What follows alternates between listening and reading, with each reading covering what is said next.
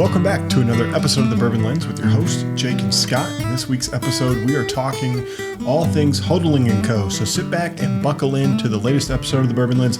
We are joined by Kevin Aslan, not to be confused with the Chronicles of Narnia, master distiller of Old Potrero, taking over for the champion Titan, Bruce Joseph, and Kevin has been featured on the podcast in other ways, but really excited to have Kevin join us today. So Kevin, how are you right after the holiday break here? Doing well, doing pretty well. Just getting back into the rhythm of work and trying to figure out, what we're going to do this year and just get ready for the year, really. Yeah, it's 2026. Have you set any goals or resolutions? Work-wise, yeah, always, right? But personally, honestly, I kind of forgot that people do that. Like the whole resolution, Yeah. I probably should. I need to stretch more. I'll tell you that. I had a back surgery about a year ago, so I've been stretching a lot. So I'm just trying to keep that up, honestly. Yeah, what about you guys? That's a good one. That's a good one. I don't do resolutions because I'm not resolute in anything. I will fail. So I got to give myself some grace here. For sure. So, always have a financial goal, right? And, just continuing to save more is kind of one of our big things, and pay off debt. Who doesn't want to pay off debt? Yes. And, physically, just be active every day. Whether that's a walk, whether that is a stretch, whether that's a bike ride, whatever. And then, for me, it's with little kids, my goal is to yell less. Okay. So Scott can appreciate that one. Ours mirror each other pretty well. Nice. Yeah. And then, and then I'm turning 40 this year. So nice. Just Congrats. Generally taking better care of myself is going to be where I'm aspiring to do. Absolutely. Yeah. It was cool though, because we have our Patreon, which you've been a part of for our tasting club, and we talk on our Discord, and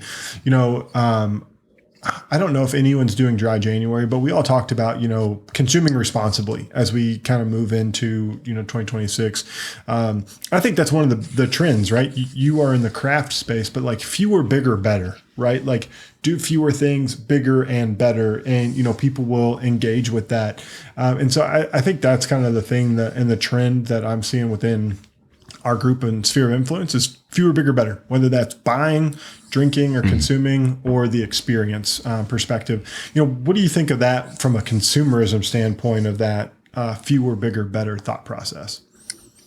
I think you're right on the nose there. I know there's a kind of this trend of just people consuming less alcohol in general, but I saw somebody talking about how it's the actual amount of proof gallons consumed in the US is actually not too far off from what it has been over the last 10, 15 years. So it seems like people are maybe drinking higher proof more, but not as much as they used to drink in general.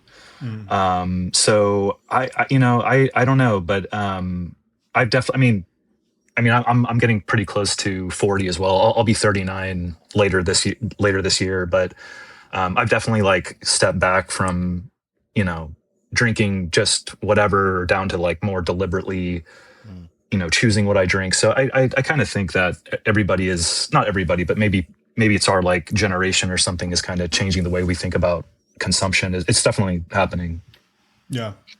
It's definitely trying to find a healthy relationship with everything. I feel like as the elder millennials here, right? We've always just gone hard, right? We're sons and daughters of either boomers or Gen Xers. And they worked hard, they partied hard, they did it all hard and fast. And we're kind of balancing all of that out a little bit. Which, the longer the days of going out to just drink myself into oblivion. That's a 4-day hangover that I cannot sustain. Absolutely. I think I think our generation, like you said, like we would drink to drink, but I'm noticing like the younger people that I meet now, they want to go out, but they want like a reason to drink. You know what I mean? Like it's just like an interesting like shift. So I don't see younger people drinking less, just from my like perspective, but they want like a reason to do it, I guess. Yeah, if that makes sense.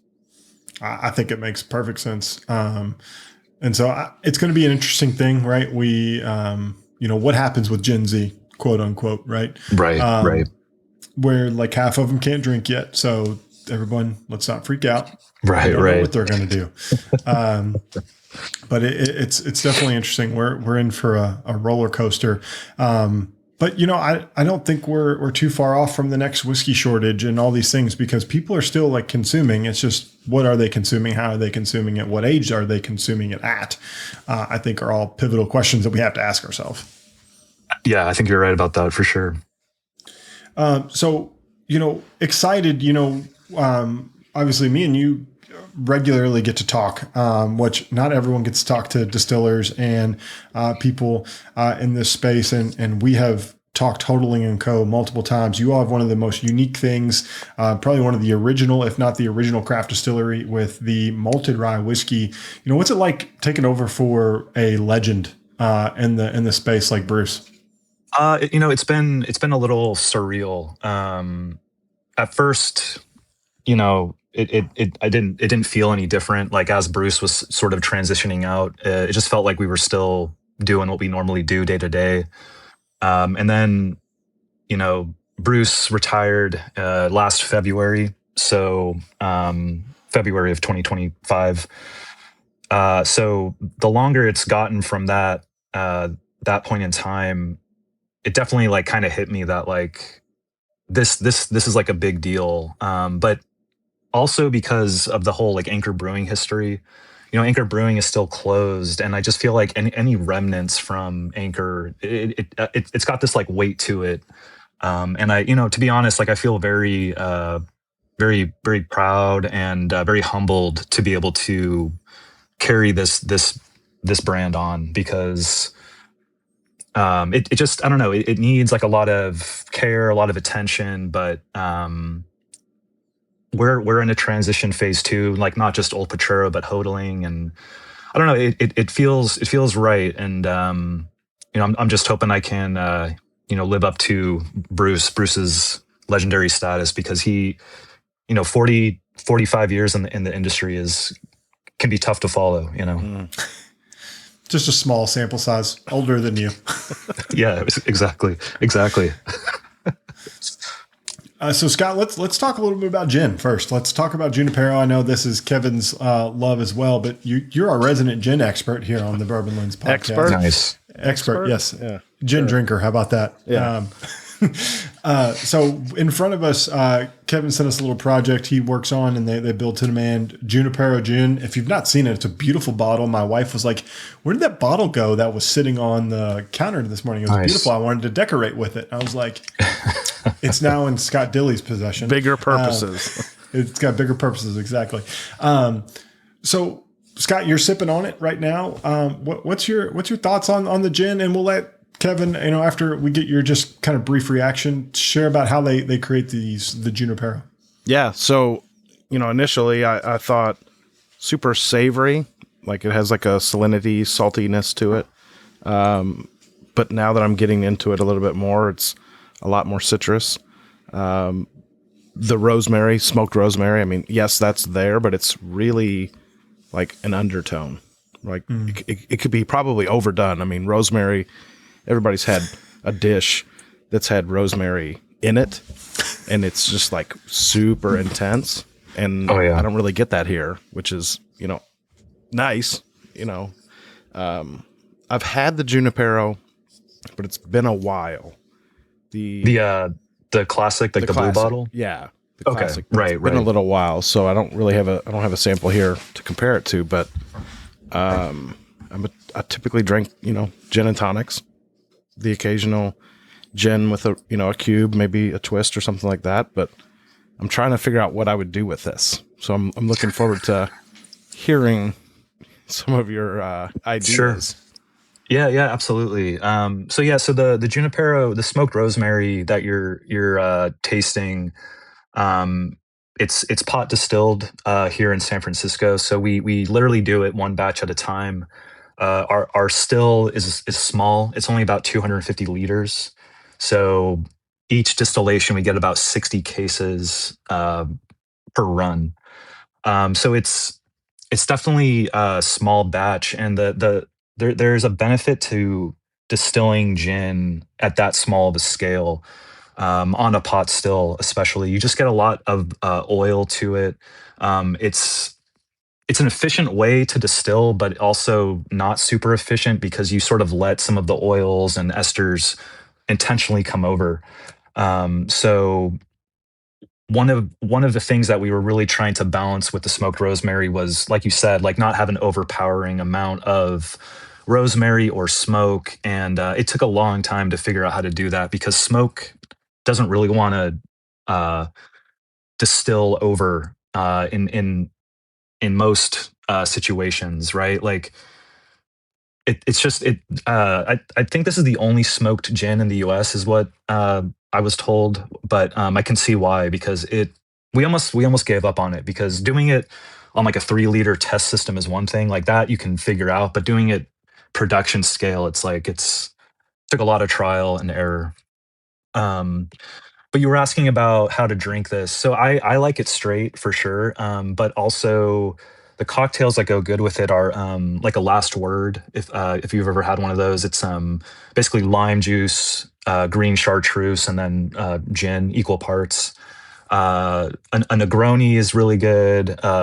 Martinis with the smoked rosemary because of that savory element. It is such a nice, dirty martini or like a more like citrusy forward martini. It just sort of works on both spectrums. Gin and soda it is nice too. The main thing that is smoking the gin is we're actually adding a smoked tea to the distillation. So something about that flavor just works really well with carbonation and citrus. Yeah, it's fun to play with. Like the bartenders I've been showing it to just really they love it. So when does the tea come into the process? So when you load up your still, right, to distill gin, you're essentially adding three things. You're adding your botanicals, ethanol, and then some water to sort of cut down the ethanol to a more appropriate distillation strength. So instead of adding water, we started adding tea. So we actually make our own tea at our distillery with lapsang tea, which is the smoky tea, and then rosemary as well. So that rosemary tea that we're doing, that's part of our process, and that's one of the many things that took a long time to figure out. So basically, we make our own tea. We don't add the tea leaves to the still, but just the liquid. So ethanol, botanicals, and then this smoky rosemary tea. We fire up the still, get it going, do a distillation, and it literally comes out just like what's in your glass. There's nothing added past the point of distillation. So it's all natural, you could say. There's nothing artificial in there, no liquid smoke, nothing like that. Just a really just a nice distillation, really. Yeah. Yeah. I've enjoyed gin recently, and this is nice. I don't know much about gin. I don't like martinis because I don't like vermouth or olives, so it's a double whammy for me. But I do like a last word. I had one. There you go. There's a great gin bar here in Louisville, Kentucky called Darlings. Darlings. So next Okay. time you're here, you go to Noche Mexican Barbecue, and then that's in an old church right there on Bardstown Road. And then you kind of walk on over to Darlings, and it's a great. Okay. So you can either do a pre-cocktail at Darlings and then go to Noche, or Noche and then Darlings. Either way, you have a great evening, and then you can meander back to your hotel in downtown Louisville. Yes, I'm a tour guide. No, I love that. He's planning your next trip. Planning your next trip, and my 15th job that I have. But you all also continue to kind of press the envelope with your all's kind of your flagship product, which is the Old Potrero lineup. I got this topper. I don't know how I got it, but it's awesome. So the other thing that I love about this is everything comes out with an age statement on it now. That's, these are 6 years. The toasted, if you're going to pick one of these up, I prefer the toasted. I just think it's absolutely crushable. 102.4 proof, kind of like right in that pocket of where I want to drink whiskey. And so, I was drinking this as you all were talking about gin, because I drank the gin that I had left for myself. And there was a very distinct note that I got on it that I had never gotten before.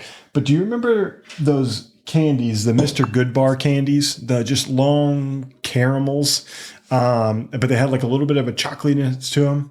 For sure. I'm getting that on the back end. It's just like resonating on my palate. It's just sitting there and I'm like, oh, like I don't even have to drink anymore because like that is just sitting on my palate. The finish is super long. And that's what I love about everything you all do from that pot still, that stickiness, that oiliness just sits there and coats your palate. And you just really enjoy that flavor. Like I really enjoyed that flavor profile.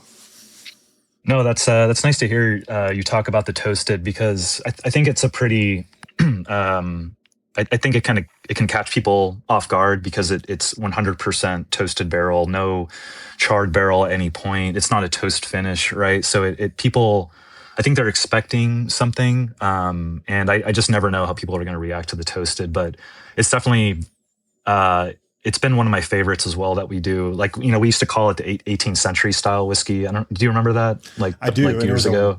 Wild bottle. Yeah.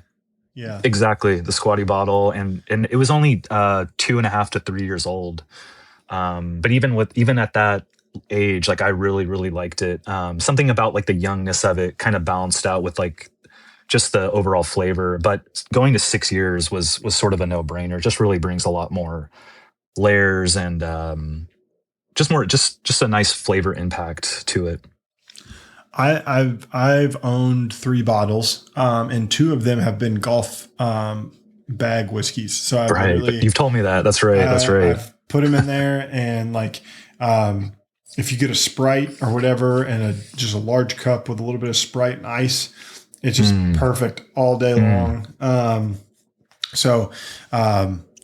I forget how good it is, and then I come back to it. Like I always come back to the malted rye, and I'm like, I really like that. The other person who does malted rye, and they do it really well, is New Riff.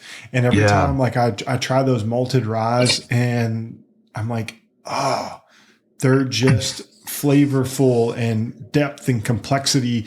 And you get a lot less of that bite, that rye spice everyone always talks about. It's muted, and it brings like this like creamy creamsicle note to it that I really enjoy. Scott, have you ever had this before? So now that I know that it's the old style or similar, but obviously it's got some more age to it. There are a lot of similarities there, but I do like the increase in age. I feel like it's more well-rounded. It's interesting to me because I've always said this about Old Potrero. It's like people think they know rye whiskey, and then you try Old Potrero and you're like, I don't know rye whiskey at all. Like I didn't even know that was possible. So I think that's one of the most unique things about what you guys do, that, people think they know rye whiskey based upon a 95.5 or a 60-30-10 or whatever it is. Right. But it's like rye can be so much different. It really can. And, Jake, I like how you described the rye spice and like how it can transform into different flavors. And like, I totally agree that rye, like doing malted rye and sort of, whether it's a toasted barrel or like the high end charred barrels, if you let it do its thing, that rye spice can just turn into some crazy stewed fruit, like grape cola. Like you just never know like where that rye spice is going to go. But I really wish people would get more into rye just because there's so much there to explore. I'm not sure what the resistance is, but there's a lot there. Yeah, I mean, I think if you're part of the cocktail movement, obviously rye is like leading the charge there, but like, it's only like 1 million cases sold to like the 33 million cases sold right. of bourbon, which, obviously I think bourbon is granddad's drink, right? So we all know it, Sure. and it's America's drink. I think bourbon's going to have a moment here as we celebrate 250 years here. And you all do that. We'll get to Hirsch here in a moment.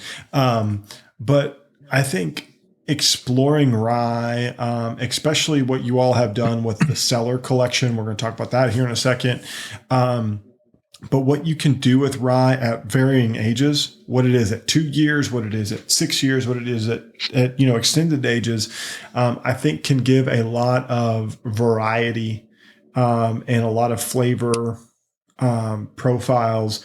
And I think people have just gotten put off by a high rye bourbon. They got a 21% or they got a 35%, and there was just too many sharp edges because it was a young liquid, and they're like, ah.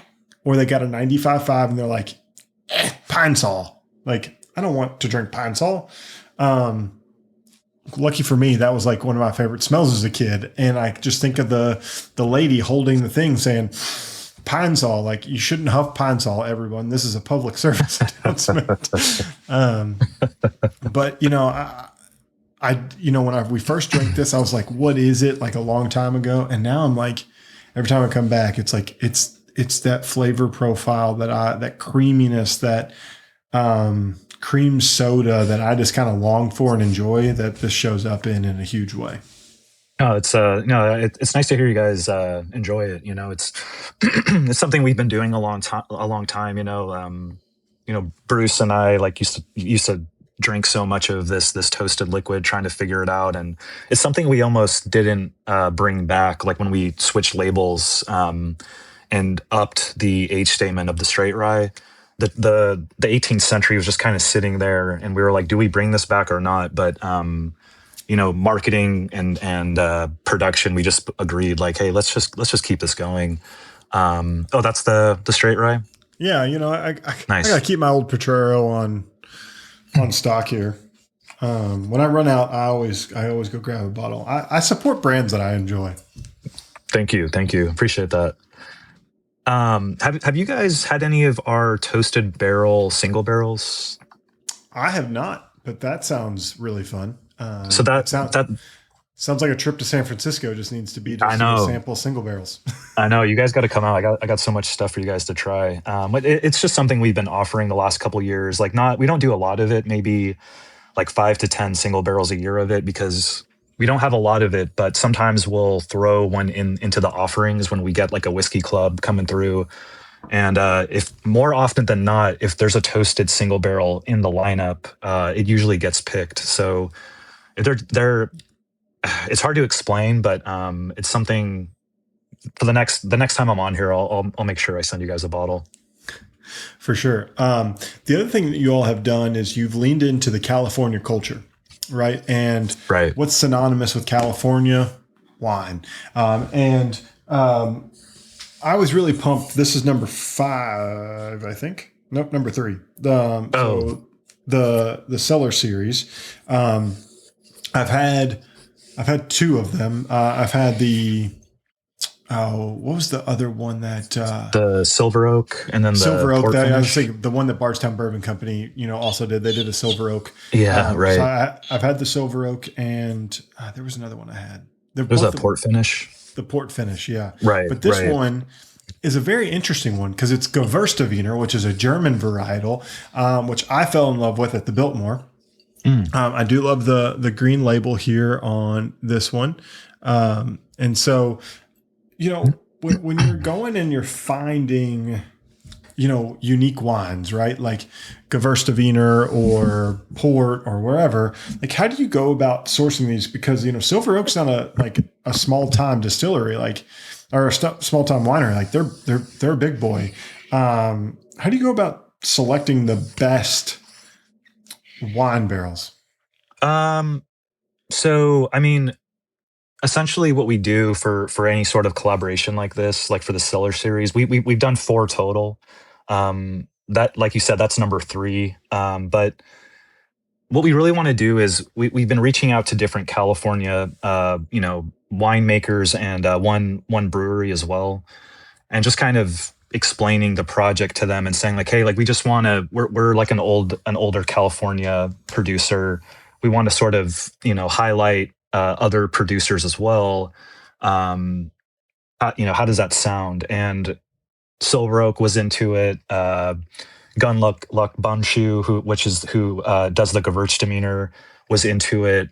So once it's kind of about finding the partner first, and then just working with our winemakers to basically get fresh barrels of whatever type of wine, we just kind of think would do well. And, luckily, like working with someone like Bruce for so long, we had done a Chardonnay finished Old Potrero back in, I think it was 2015, super limited. We only did like 2 barrels of it. But Bruce and I would talk about that bottling all the time. Like something about malted rye whiskey finished in white wine barrels is just like a very nice combination. It's something I know it's interesting because Bruce would bring it up all the time, like just out of nowhere. Like it's like, man, that Chardonnay finish, huh? And I'm like, where did that come from? Yeah, it was good.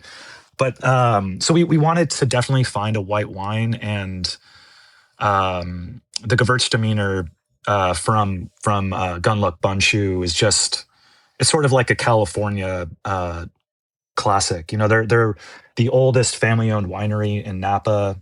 It's just like a beautiful place to go, and their barrels are high quality. I believe their barrels that they use are 36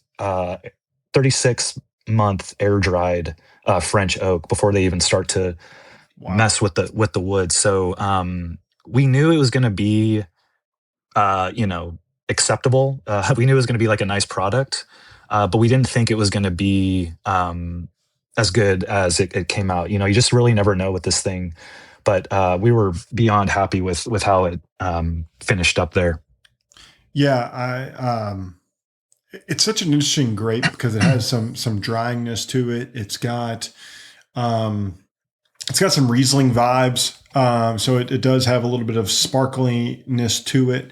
And I just love how the cream soda notes work with that kind of sparkling grape note with it. And it's just a fun name to say. I mean, Gewürztraminer. Gewürztraminer. Yeah, right. Who doesn't love to practice their German on a random evening? That's what I always want to do. Yeah, no, it's I don't know, Scott. What did you get to try this one? Were you sipping on this one? Curious to get your thoughts too. Oh, he'll be right back. No worries.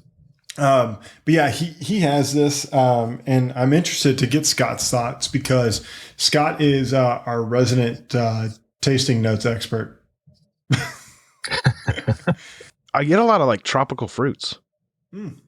It's really different. I mean, it's really different than the toasted. I'm assuming they're about the same age. Yeah. So I'm glad you said that because this was our toasted whiskey that we finished. It's the only one we've done like that. The other ones have been the straight rye. So this one, yeah, it's toasted. It's just about 6 years old, and then we finished it for about 14 months. 14 months. Yeah. So right, this ends up being, almost 7 years old. Actually, over 7 years old. I believe it was 5 years, 8 months, and then 14 months in the. Yeah. So I don't think I've ever had this wine, nor do I want to pronounce it, especially after I've been drinking some wine. I know, right? But yeah, tropical, very tropical. It's got a lot of fruit. The toasted 6 year, I got a lot more like blackberry, like almost like baked blueberry. And this one just goes like lighter, brighter, tropical. And it's very interesting. No, that's I agree that like the tropical note for sure, like almost like cantaloupe or something, like the again the malted rye and the French oak and then the Gewürztraminer. It's just a unexpectedly beautiful combination. People have been really liking this one. So for you all, what type of barrels do you all traditionally use, right? Because you're in wine country. Like, are you using Yeah. Sagum Row? Are you using ISC? What's that look like for you all, kind of being in the heart of all the like really nice, expensive barrels? So yeah, I know, right? So we've always used Independent Stave Company for Old Potrero. We're doing their Cooper's Reserve barrels, so the 24-month air dried. Um, it's just sort of their highest end barrel that they make. They toast the barrel before they char it. They're all handmade basically, and it's something we've actually been doing since Old Potrero started. Back when Fritz Maytag started Old Potrero in the mid '90s, he wanted like really high quality, handmade barrels, but you couldn't really find that in the bourbon world or the whiskey world at the time. So he actually went to Independent Stave to be like, hey, can you make me barrels like they make wine barrels, but just do it here. And so they made that happen. It was only about a 12 barrel order, but it's just funny now because like that's like their like standard. And I don't know, there's just so much history behind Old Potrero that it kind of blows my mind sometimes. There's a ton of history, and if you want to listen to that, we've got old podcasts with Bruce to highlight that. I do want to hit on. We are about to celebrate America's 250th his birthday. Not a political statement. It's just the damn truth, everybody, which is pretty damn cool. And guess what? The American spirit is. It's bourbon, even better. Oh, yeah. And so I want to talk about this guy for a little bit. Patreon Tasting Club hit. We put this in a couple months ago. We like to share our bottles, so this is now empty. Nice. And people loved it. But you all are big into the bourbon game. You have a great partner in Bardstown Bourbon Company. That's where you and I actually got to meet in person. Talk to us about how do you. I always ask this question. I asked it to you in my only written article that I've done on bourbonlens.com. How do you live up to this name, right? Because it lives in infamy, right? Like the Hirsch 16 is one of the most sought after, most expensive whiskeys. Everyone's got a story about it, right? How do you all continue to try to live up to this name, but make it approachable for everyone here in 2026? I got that right. I almost said 2025. I know. I'm impressed. Wow. Honestly, it is a big challenge to sort of just carry on the Hirsch name. I think the idea is to just be very deliberate, like not get too cute with the releases. It's funny that the brand started out on like that note, right? It's like it's hard to kind of not think about it, but I really think that Hirsch landing at Hotaling and Co. Being right next to Old Potrero, I think it was a good fit because again, Old Potrero has a ton of history. Hirsch has a lot of history. So when we acquired the brand in 2010, we knew we kind of had to just take our time. We didn't rush anything out. We didn't release anything until 2020. So it took us 10 years to basically be like, okay, like let's start sourcing whiskey from Indiana, Kentucky. Let's get the blending right because Bruce had never really blended before. Obviously neither had I. So that was something we kind of learned together, which brought us even closer. So we just knew that it had to be something high quality and just not, just don't do anything gimmicky. You know what I mean? Like nothing like, I don't even know like what I'm referring to, but just give the brand like the respect it deserves. You know what I mean? Mm-hmm. Yeah. It's crazy. We got to open it with one of your marketing folks. He was awesome. And we drank the AH Hirsch 16. Okay. Right. In the library. And then we went and tasted single barrels that you all had done and done up. And it was like, you know what? They're on to the new generation of Hirsch, and they're paying homage to it, but they are kind of continuing to move forward. And I do love on the back of this, you all telling us what is the mash bill, where's it from, what you all are getting. And it doesn't hurt like when you finish a whiskey, right? Like, hey, you know what? We've got sister companies like Hein Cognac that we import. Let's work with them and do something really extravagant. While we might not have 16-year-old bourbon, we do have 7-year-old bourbon that we can finish in 30-year-old cognac barrels.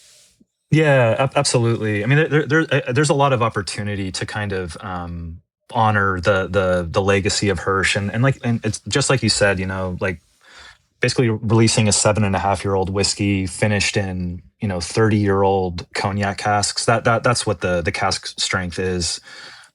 Just it felt like it felt right. Scott, did you get to try the cask strength as well? No? Oh man. Okay. Not tonight. He's tried it before. Yeah. Okay. You've tried it twice. Yeah. I don't have it tonight, but no, I just pulled it out because there was like only a little bit left, and I was like, needed to go. Yeah, you texted me about that like that night of, I think. You're like, this was a hit. I was like, okay, that's a good sign. It was. I still think it's reasonably priced for what it is. And when you're talking about LTO, it's a cool LTO. Comes with the box and the whole deal. And I'm gonna like literally rinse this bottle out and be like, "Here, wife, how do you want to decorate with this?" There you go. Because I think it's cool. And so it's really fun. You all are putting out a lot of stuff. Obviously, the Bivouac, the Horizon are the kind of two more approachable everyday offerings. You have single barrels that are in the $70 to $90 range, and the double barrels. And so you all have a whole line of bourbon. So the question I ask right here is at the end of the podcast, what does 2026 look like for the Hotaling & Co. brands as you all kind of settle in after a lot of changing of the guards, new people in new places? How do you all approach 2026? I think 2026 will be a very deliberate release year. Just kind of sticking to what we've done with our single barrels, doing a couple new products. Just nothing too too out there, but just trying to kind of navigate the market because it is kind of a strange time for the alcohol industry. Just kind of not go too hard in terms of like releases. We're kind of getting to the point now where we have a lot of we have some older whiskey, we have some experimental whiskeys that are coming of age, and it's probably the year of wait and see, and still doing releases, but kind of wait and see where the market's going to land, and then hopefully just keep releasing interesting things like the cask strength or maybe a different blended whiskey. We have so much that we're sitting on, and obviously every year it's getting older, and I'm getting more anxious to release products. I'm constantly messaging our marketing director being like, hey, like, what'd you think of that sample I just left on your desk, and but we really gotta, just with this type of market, we just kind of want to be deliberate is what I would say. I feel like that is a good thing that we should all be, is deliberate. And what we put in our bodies, what we consume, what we enjoy. But you better be consuming the Bourbon Lens podcast. That's the most important thing. Be deliberate about listening every Monday to the podcast. Kevin, I just want to say first and foremost, thank you for being a friend, because that's what you are to the podcast. Of course. And secondly, for sharing your whiskey and your time with us this evening. Yeah. We appreciate it. And we look forward to catching up with you in the near future. And everyone, we hope you have a happy new year, and we'll catch you next time. Cheers. Cheers. Thanks, guys. Thanks for listening to this episode of the Bourbon Lens.